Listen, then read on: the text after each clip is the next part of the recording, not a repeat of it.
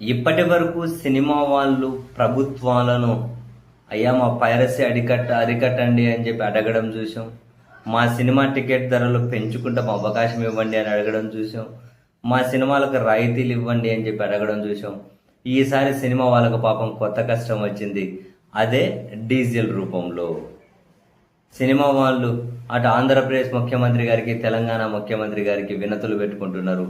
అయ్యా మాకు కాసింత డీజిల్ ఎలా వాళ్ళ లభ్యమయ్యేలా చూడండి, సినిమా వాళ్ళకి కాసింత ప్రియారిటీ ఇవ్వండి అని. ఎందుకని ఇప్పుడు ఒక సినిమా షూటింగ్ జరగాలనుకో భారీ జనరేటర్లు అవసరం అవుతాయి కదా, లైట్లు, హై ఎండ్ కెమెరాలు, ఎడిటింగ్ యూనిట్లు, ఇంకా హీరో హీరోయిన్లకు ప్రత్యేక క్యారవాన్లు ఇవన్నీ ఉంటాయి కదా.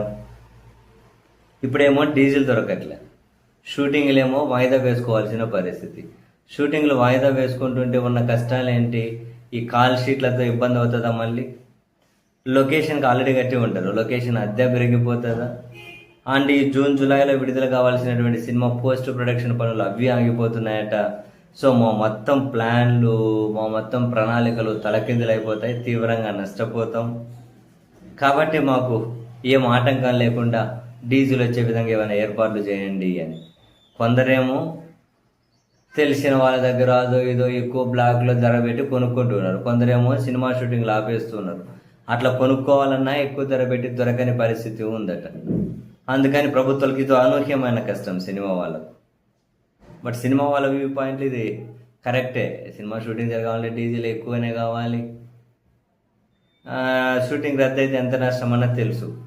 ఒక పక్కేమో రైతులకు డీజిల్ లేక ట్రాక్టర్లు ఆగిపోతున్నాయి, పంటలు ఎండిపోతున్నాయి, నీళ్లు పెట్టుకోలేని పరిస్థితి ఉంది, వాళ్ళవి ఆ కష్టాలు. మరొక కష్టాలు, సినిమా వాళ్ళవి సినిమా కష్టాలు. చూడండి, ఒక్క పెట్రోల్ డీజిల్ 2 రోజులు ఇబ్బంది అయితే ఎలాంటి పరిస్థితి వచ్చిందో.